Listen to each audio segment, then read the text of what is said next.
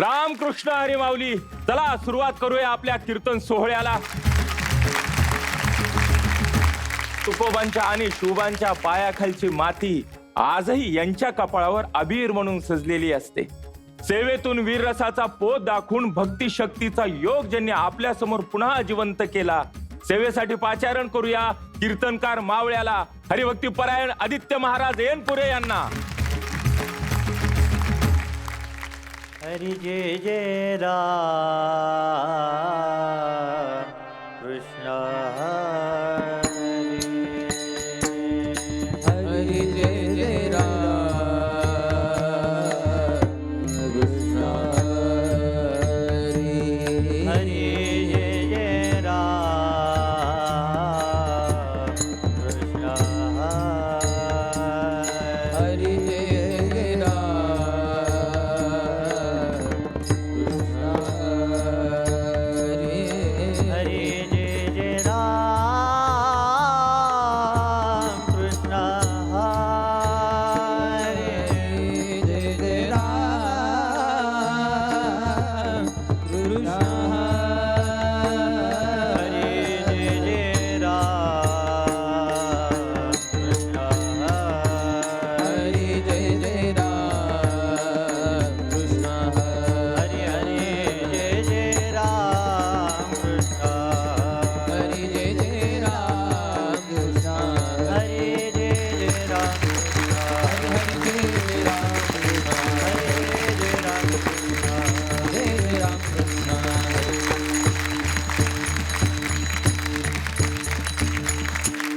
ऐसा ज्याचा अनुभव विश्वदेव सत्यत्वे देवतया जवळी असे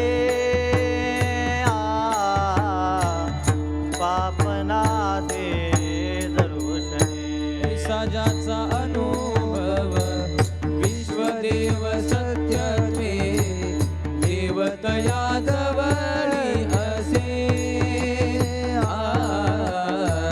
पापनासे दर्शने.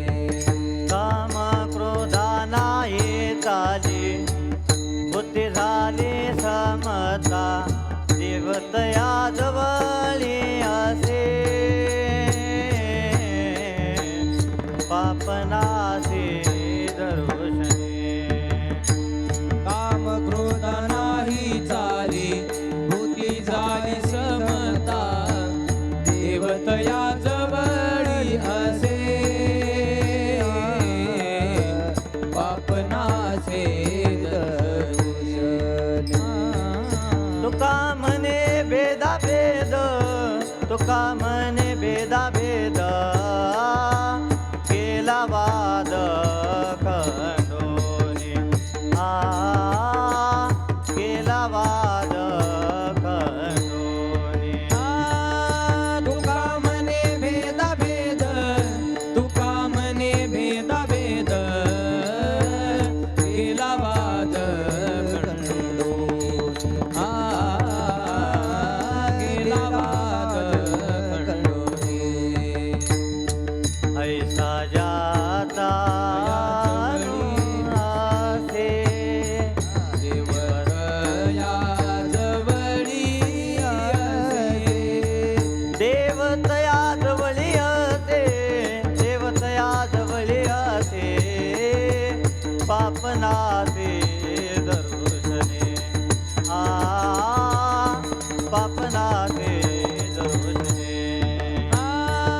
देवतया जवळी असे देवतया जवळी असे पापनाचे दर्शने. पापनाचे दर्शने. विठ्ठल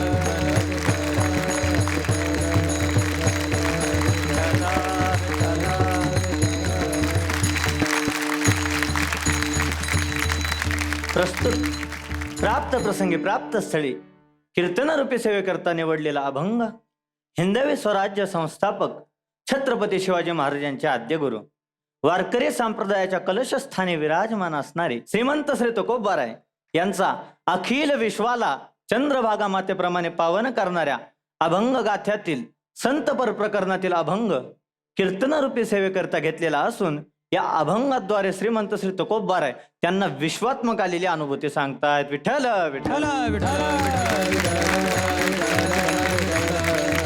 आजच्या अभंगाचा जर आपण विचार केला तर तुकोबाराय या अभंगाद्वारे 3 गोष्टी प्रतिपादित करतायत. 1. संतांचा अनुभव सांगतायत. 2. संतांचा आणि देवाचा अन्योन्य संबंध सांगतायत. आणि 3. संतांची लक्षणे सांगतायत. वास्तविक पाहता विचार केला तर परमार्थामध्ये अनुभवाला फार महत्व आहे आणि त्यातल्या त्यात संतांच्या अनुभवाला फारच महत्व आहे. कारण परमार्थ हा काय पाहण्याचा, परमार्थ हा काय वाचण्याचा, परमार्थ हा काय लिहिण्याचा किंवा चर्चेचा विषय होऊ शकत नाही. परमार्थ म्हणजे निव्वळ अनुभव. अनुभवाशिवाय परमार्थाची सिद्धी नाही. कारण व्यावहारिक अनुभवाचा जर आपण विचार केला तर व्यावहारिक अनुभव हे सर्वांना सारखं सुख देणार नाही, पण परमार्थिक अनुभव हे निश्चितच सर्वांना सारखं सुख देतील. पण ते अनुभव मात्र संतांचे असले पाहिजेत आणि तेच तुकोबाराय आजच्या अभंगामध्ये सांगतात. ते पहिल्या चरणात ऐसा ज्याचा अनुभव, ऐसा ज्याचा अनुभव, ऐसा ज्याचा अनुभव, ऐसा ज्याचा अनुभव, विश्वदेवा सत्याचे, विश्वदेवा सत्याचे, देवतया जवळी असे, देवतया जवळी असे. काय सांगताय तुकोबार? ऐसा ज्याचा, ज्याचा म्हणजे नक्की कोणाचा? आजच्या अभंगाचा जर आपण विचार केला तर कुठेहीच तुकोबाराने संतांच्या नावाचा उल्लेख केला नाही, पण जे काही लक्षणं सांगितले ती मात्र निश्चितच संतांची आहेत. मग ऐसा ज्याचा म्हणजे संतांचा. मग काय आलं संतांच्या अनुभूतीला? हे विश्व नसून साक्षात देव आहे अशी अनुभूती संतांना आली. मग काही साधकांनी तुकोबारायनं प्रश्न केला, का हो तुकोबाराय, विश्वात्मक देव आहे अशी अनुभूती संतांना आली, त्याचा आम्हाला काय फायदा? असं विचारल्यानंतर तुकोबाराय सांगतात, अशा संतांजवळ देव असतो आणि अशा संतांचं जर आपण दर्शन घेतलं की आपल्या पापाची निवृत्ती होते. तेच तुकोबाराय अभंगाच्या 2ऱ्या चरणात सांगतात. देव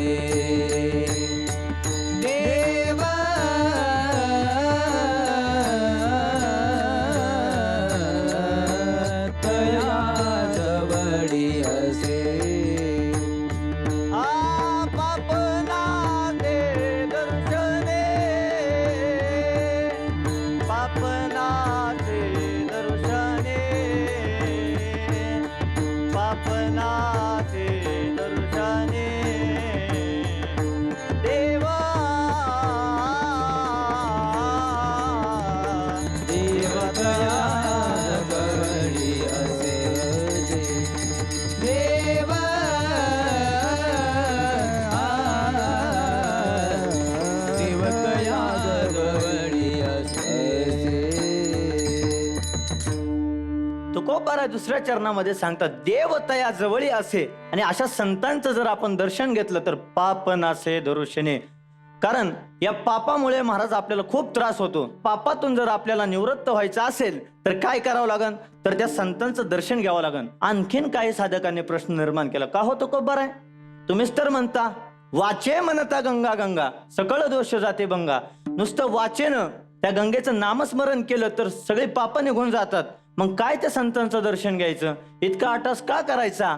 त्यावेळेस तुकोबाराय सांगतात, जर आपण त्या गंगेचं नाव घेतलं, वाचेनं गंगेचं नामस्मरण केलं तर आपली पापं निश्चितच जातील.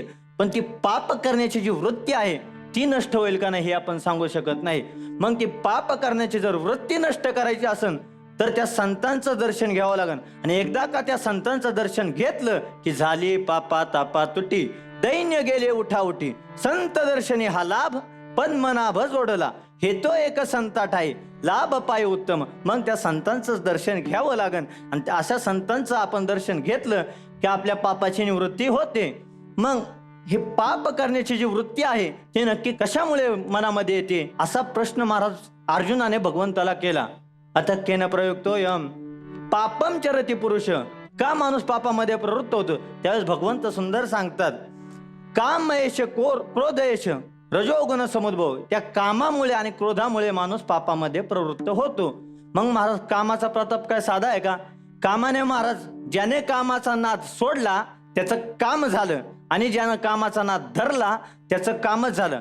हनुमंतरायांनी महाराज काम सोडला, आज गावागावामध्ये हनुमंतरायांची मंदिर आहेत, रोज पूजा केली जाते. आणि रावणानं कामाचा नाद धरला तर मातीत तोंड खुपसून मरावं लागलं, इतका भयानक कामाचा प्रताप आहे. मग असे काम क्रोध आदी विकार सर्वांवर चाल करतात, पण ते संतांवर मात्र चाल करू शकत नाहीत. असं तुकोबरा अभंगाच्या 3ऱ्या चरणात सांगतात.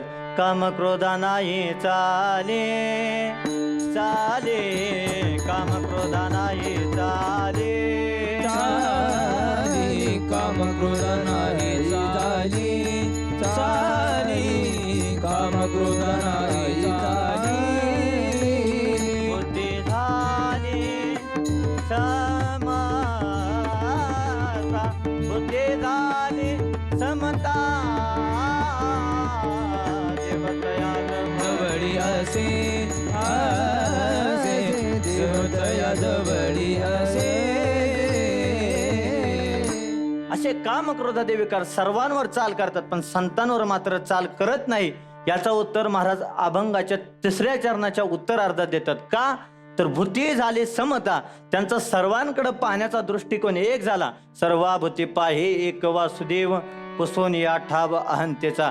सर्वांकडे पाहण्याचा दृष्टिकोन एक झाला, त्यामुळे त्यांच्यावर काम क्रोधादे विकार चाल करत नाही. सर्वांकडे पाहण्याचा दृष्टिकोन एक असल्यामुळे त्यांच्या मनामध्ये भेद वृत्ती निर्माण होत नाही. मग जिथं भेद नाही तिथं वादाचा प्रश्नच निर्माण होत नाही. हेच तुकोबरा अभंगाच्या शेवटच्या चरणात सांगतात. तुका म्हणे भेदा भेद, तुका म्हणे भेदा भेद, तुका म्हणे भेदा भेद, तुका म्हणे भेदा भेद.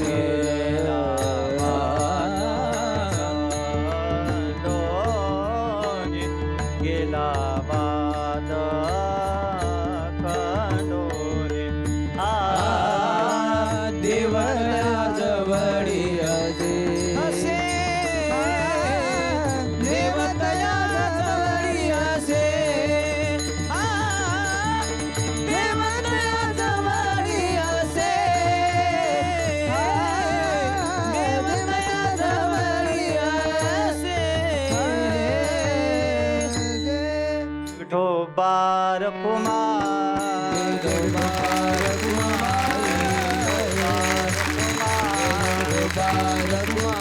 ज्ञानेश्वर माऊली, नारायण माऊली, ज्ञानेश्वर माऊली, नारायण माऊली, नारायण माऊली,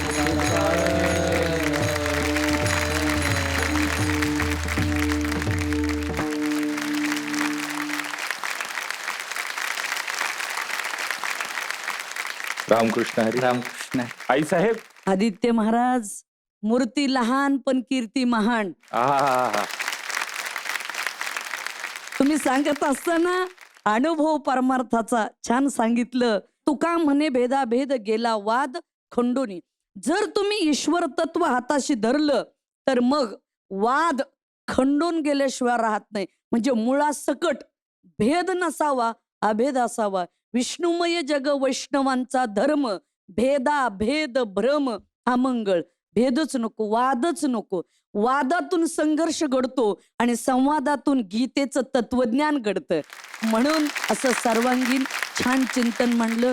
महाराज आपल्याला खूप खूप शुभेच्छा. माऊली, वारकरी चालीत खेळणं काय असतं ते आज तुम्ही छान त्याचा डेमो दिला. या संबंधाने फक्त मी असं म्हणेन की या अभंगाचा जो मूळ गाभा आहे तो आपण लक्षात घेतला पाहिजे की तुकाराम महाराजांना साधकांनी विचारलंय की आम्हाला सुखी होण्यासाठी जो देव लागतो तो कुठं सापडेल सांगा. मग त्या प्रश्नाचं उत्तर देताना देव त्यांच्याजवळ असतो हे त्याचं मूळ सूत्र आहे. आणि देव तयाजवळी असे हे सूत्र धरून प्रत्येक चरणाकडे जाऊन यायचं. तुम्ही त्याचं इंटरकनेक्टिव्हिटी छान सांभाळा. बाकी प्रत्येक पदाचा स्वतंत्रपणे मांडलेला अर्थ अगदी यथार्थ आणि खूपच छान आहे. आपल्या वारकरी चालींची मोहिनी सर्वांवर राहील. खूप शुभेच्छा. आपली सेवा अशीच वाढत राहो माऊली. रामकृष्ण हरी. सेवेसाठी पाचारण करूया हरिभक्ती परायण यशस्वी महाराज आडे यांना. सेवितो हरस वाटितो अनिका, सेवितो हारस वाटितो अनिका, सेवितो हरस वाटितो अनिका, सेवितो हारस वाटितो अनिका, कानबरी यारे होऊन कारानबरी, यारे होऊन कारानबरी, विटेवरी जाची पाऊले समान, विटेवरी जाचे पाऊले समान, विटेवरी जाची पाऊले समान, दोरी एकदान शूरदाता, दोरी एकदान शूरदाता, मनाचे संकल्प पावविल सिद्धी, मनाचे संकल्प पावविल सिद्धी, जरी राहे बुद्धी याचे पायी, जरी राहे बुद्धी याचे पायी, तुका म्हणे मज धाडिले निरोपा, तुका म्हणे मज धाडिले निरोपा, मार्ग हा सोपा सुख रूप, मार्ग हा सोपा सुख रूप, विटेवरी जाची पाऊले समान, विटेवरी जाची पाऊले समान, तोची एकदान शूरदाता, तोची एकदान शूरदाता,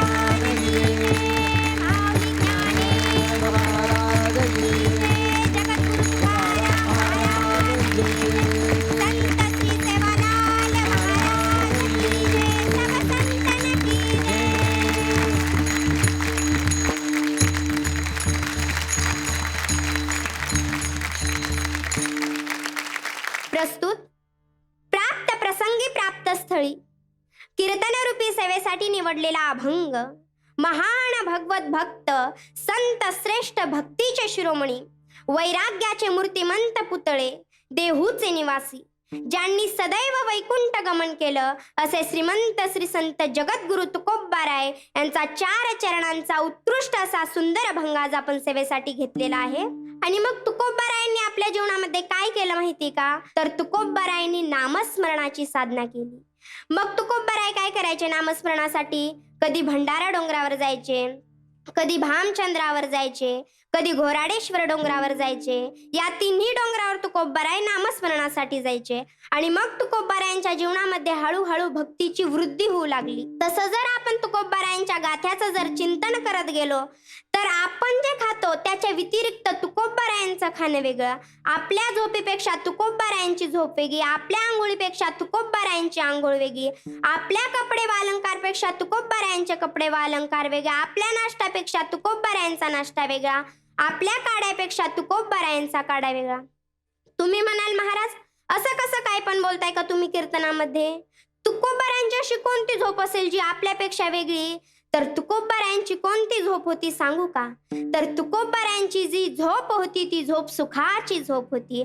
तुकोबारायांच्याच गाथ्यातील प्रमाण आहे. तुका म्हणे मग नये वृत्तीवरी सुखाचे शेजारी पहुडीन. पहुडीन शब्द म्हणजेच झोप आहे. तुकोबारायांची आंघोळ कोणती होती? तर तुकोबारायांची जी आंघोळ होती ती आंघोळ आनंदाची आंघोळ होती. तुकोबारायांच्याच गाथ्यातील प्रमाण आहे. आनंदाचे डोही आनंद तरंग, आनंदाची अंग आनंदाचे.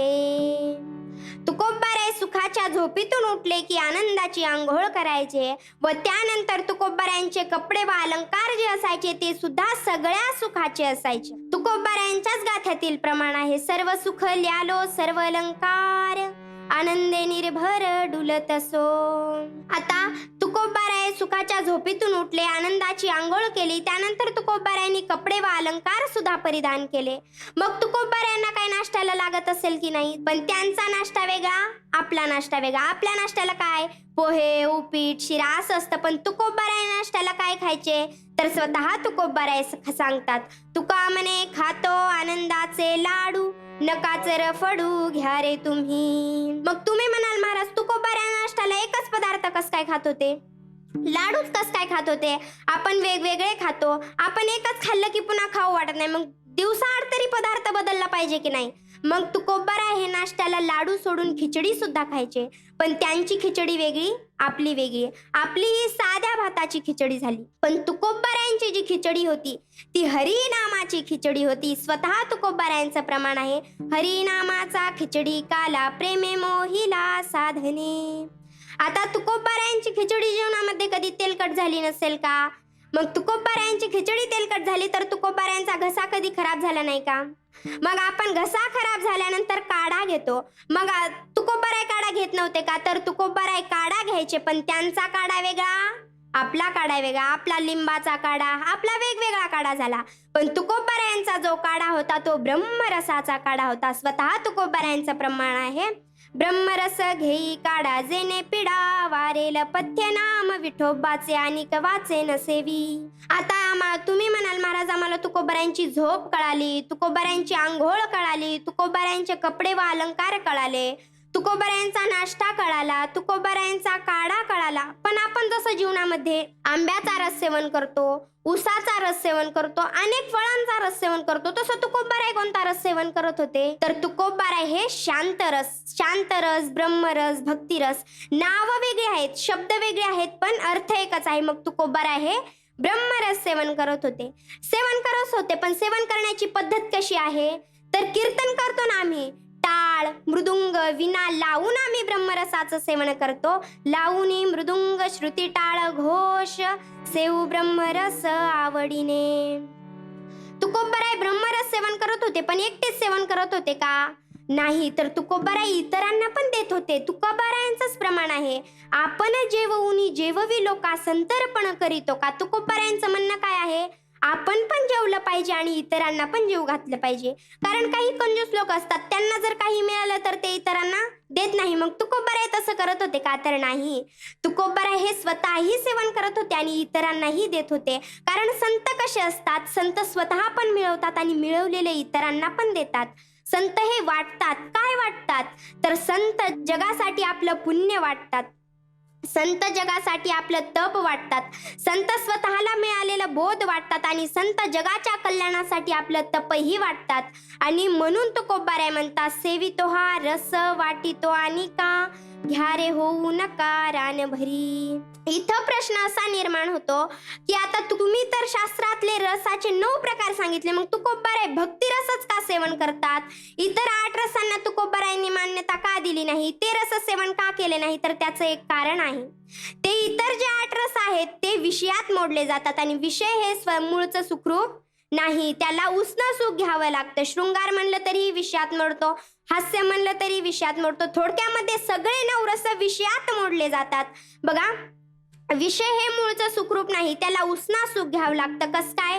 तर बघा, एखादी करंटची डिपी आहे, करंटने गच्च भरलेली आहे, घरामध्ये 252चा मोठा बल्ब आहे, बोर्ड आहे, वायर आहे, सगळीकडे फिटिंग चांगल्या प्रकारे आहे. डिपीतला फ्यूज टाकला आणि बोर्डवरचा बटन दाबला की बल्ब चालू होतो आणि आपल्याला प्रकाश भेटतो. आपल्याला काय वाटतं? आपल्याला बल्ब प्रकाश देतोय, पण डिपीवरचा फ्यूज काढला की बल्ब बंद होतं. मग सांगण्याचा तात्पर्य एवढा की बल्बने सुद्धा डिपी करून करंट उसना घेतलेला असतो. अगदी त्याचप्रमाणे विषयाने सुद्धा हृदयस्थ रामापासून सुख उसनं घेतलेलं असतं आणि तेही क्षणिक असतं. इच्छित विषय प्राप्त होणे आणि मनाची अंतर्मुक्ता साधणे या दोन्ही गोष्टी एकदाच घडतात आणि मग अंतर्मुक्त झालेलं मन जाऊन हृदयस्थ रामाला भेटतं आणि हृदयस्थ रामापासून सुखाचा प्रवाह वाहून आणतं आणि विषयात मांडतं आणि विषयाला गोडी आणतं.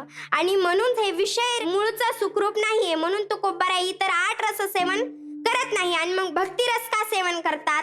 जसा सूर्य स्वयं प्रकाशित आहे, अगदी त्याचप्रमाणे भगवंताचं नाम सुद्धा स्वयं सुखरूप आहे, म्हणून तुकोबाराय भक्ती रस सेवन करतात. आणि ते एकटेच सेवन करत नाही तर इतरांनाही देतात, वाटतात, पण लोक घेत नाही. तुकोबाराय म्हणतात घ्या रे, पण रानभरी होऊ नका, विषयाच्या रानामध्ये पळत सुटू नका, तुम्हाला तिथं आनंद भेटणार नाही.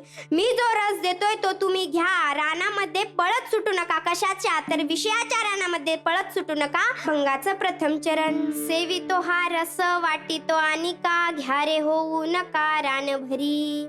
तुकोबाराय ब्रह्मरस सेवन करतात आणि इतरांनाही देतात. त्यावेळेस एका गृहस्थाने तुकोबारायांना प्रश्न केला की का हो तुकोबाराय, ब्रह्मरस तुम्ही सेवन करता आणि इतरांना देताय, पण हे ब्रह्मरस तुम्हाला कोणी दिलं, तुमच्याकडे कुठून आलं? तर त्यावेळेस तुकोबाराय म्हणतात की हे ब्रह्मरस मला कुणी दिलंय, तर या जगामध्ये सगळ्यात दातृत्ववान कोण असेल तर तो माझा भगवंत आहे आणि त्यांनीच मला हे ब्रह्मरस दिलेला आहे. अभंगाचं 2रं चरण, विटेवरी ज्याची पाऊले समान, तोची एकदान शुरदाता.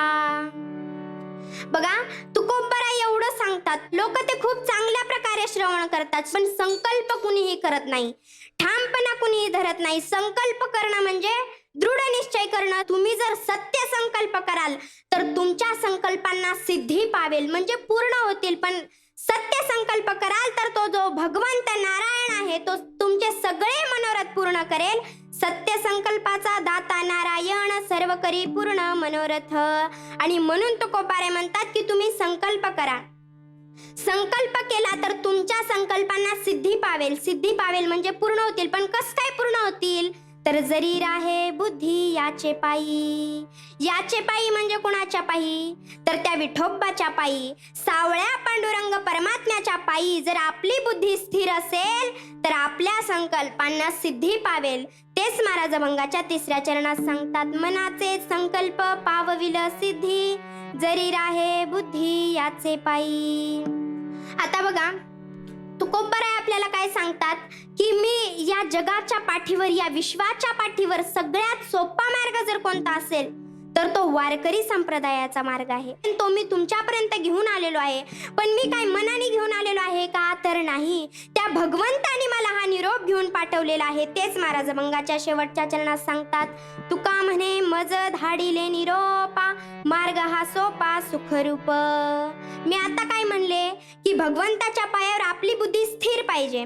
पण स्थिर कस काय होईल? आपल्याला त्यासाठी रात्रंदिवस काय करावं लागेल? तर तेच विठोबा रखुमाई.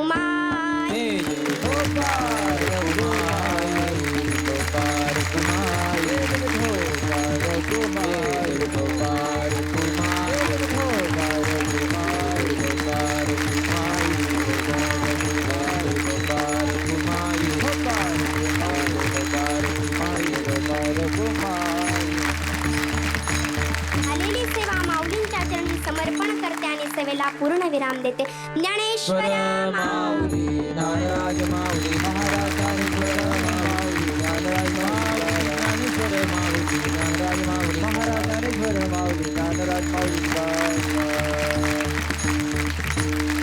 जय सेवालाल. जय सेवालाल. हा हा कुठं गृहपाठ सांभाळायच्या वयात अभंगाचे पाठ द्यायला येते ही पोरगी. कमाल आहे ना माऊली. ताईंना विचारू आता. हा ताई काय सांगाल? यशस्वी ताई, आपण दुसऱ्या टप्प्यामध्ये वाटचाल करत असताना सेवितो हा रस वाटितो अनेका, घ्यारे होऊ नका रानभरी. मुळात हा अभंग अत्यंत सुंदर आहे. याच्यावर तुम्ही विवेचन बरंच केलं, नवरस सांगितले. जगद्गुरु तुकाराम महाराजांना सांगायचा आहे तो रस वेगळा आहे, तो आहे ब्रह्मरस. खऱ्या अर्थाने आपण छान विवेचन केलं. आपलं वय एवढं कमी आहे, पण कमी वयामध्ये धडाके बास सांगितलं. आणि गेल्या वेळेस अजून याच्यापेक्षा जबरदस्त बोलला होतात. यावेळेस जरा भीती वाटली का? नाही, जरा मध्ये मध्ये गायलं ना यावेळेस, असं जरा चिंतनच सांगत राहिलं वेळेमुळं ना. हा बरोबर, काही हरकत नाही. अवघड पेपर सोडवताना जरा त्रास होतोच, पण तरी छान सोडवला ताई.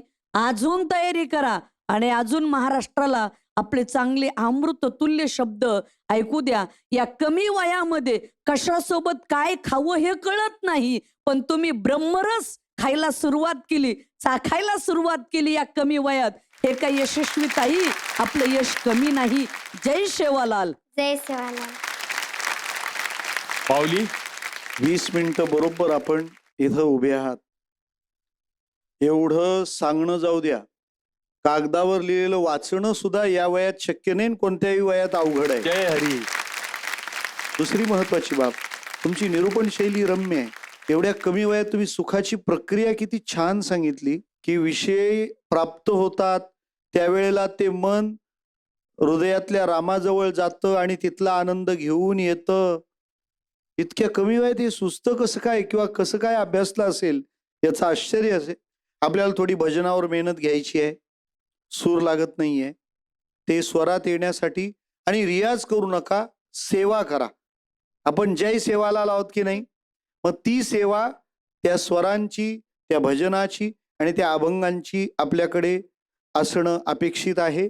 एक भजनाची बाजू जर मजबूत झाली, अवघं 12 वर्ष वय ताईंचं, फक्त हे जे नवीन शिकणं, ही जी सवय आहे ही कधी सोडू नका.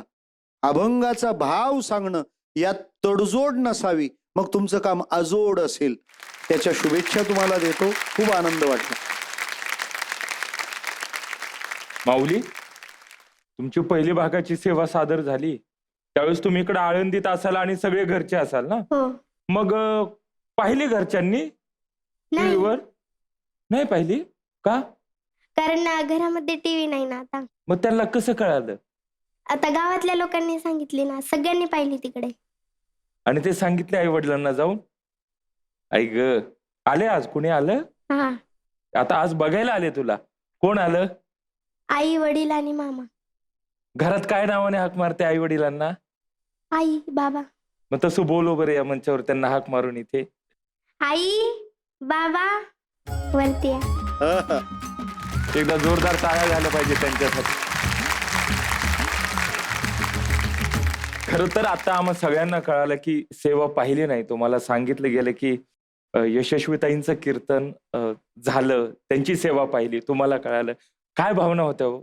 आम्ही स्वप्नात सुद्धा पाहिलं नव्हतं की आमचे कष्ट केले ते वायाला गेले नाही. आज सुद्धा स्वतःचं घर नाही, वावर नाही, काही नाही. जेव्हा तिला आळंदीला टाकलं तेव्हा सख्खे भावकी लोक म्हणायचे की तुम्ही पोरीला शिकवताय, स्वतःची जागा घ्या, काहीतरी छोटं मोठं घर बांधा. पोरगी तर लग्न करून पुढच्या घरी जाईन, तुमचा काय फायदा आहे त्याच्यात? पण तिचे बाबा म्हणायचे माझा तर काही फायदा नाही, पण पुढे चालून माझे बाळाला समजा योग्य तर म्हणजे जीवनसाथी कसं भेटतो, काय भेटतो हे विचार करतोय मी, आणि तिचं स्वप्न मी पूर्ण करतोय. तिचं जे विचार आहे ते आम्हाला पूर्ण करायचं आहे. आम्हाला घराची काही लिहिणं देणं नाही. पण माझ्या बाळानं आज आमचं एवढं मोठं घर बांधलं की आम्हाला घराची अपेक्षा नाही. आणि जेव्हापासून यशस्वीला आळंदीला टाकलंय तसं टेलर काम पण केलं नाही आणि गावाकडे गेलोच नाही. इकडंच आपलं गुराळाला कुटीला रसवंतीला असं आपलं काम करायचं आणि इकडेच थांबत असतो. घरापासून किती दूरवरचा प्रवास असतो हा? घरापासून म्हणजे जमलं तर राहता शिर्डी बारामती असे कारखाने असतात ना, हा. आपल्याला जो योग्य वाटला त्या कारखान्याला गाडी बांधायची आणि तोडीला जायचं. पावसाळ्यामध्ये 4 दिवस काम भेटतं, 8 दिवस घरी राहायचं, पण तिकडंच थांबायचं. आणि हिची आठवण आल्यानंतर हिची आठवण तर म्हणजे असं शनिवार रविवारी बोलावंसं वाटतं. शनिवार रविवारी आम्हाला फोन असतो, हिच्यासोबत बोलायचं. लेख म्हणून ज्यावेळेस आठवण येते तर काय होतं? आम्ही करतो फोन संस्थेत. फक्त दीदी बोलली की पप्पा मला हे नाहीये ते नाहीये काही, म्हणजे मी लगेचच जातो तिला आळंदीला. भेटायला. लगेच आळंदी कुठेही असलो तरी पण तिथं जाणार, सगळं काम सोडून तिच्याकडे जाणार. पैसे असले नसले आपण जिथं काम करतोय त्याच्याकडून मालकाकडून पैसे घ्यायचे आणि पोरीजवळ जायचं. यशस्वी, आई वडिलांचं स्वप्न पूर्ण झालंय का ग? अजून करायचंय. माऊली, आजच्या भागातील आपल्या दोन्ही सेवेकऱ्यांची सेवा सादर झाली आणि हो, पुन्हा एकदा ती घटिका समीप आली जिथे आपल्याला ठरवावं लागणार आहे कोणाची वारी अशी अखंड चालू राहणार आणि कोणाचा मुक्काम आज इथेच होणार. त्यासाठी आपण मंचावर आमंत्रित करूया हरिभक्ती परायण यशस्वी महाराज आणि आदित्य महाराज यांना.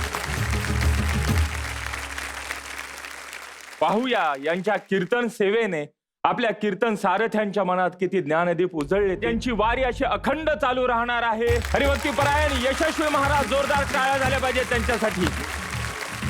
वारी अखंड चालू राहू. रामकृष्ण हरी. चला माऊली, आजच्या भागाची सांगता इथेच झाली. उद्या पुन्हा भेटूया आपल्या या लाडक्या कीर्तन सोहळ्यात. कोण होणार महाराष्ट्राचा लाडका कीर्तनकार? रामकृष्ण हरी.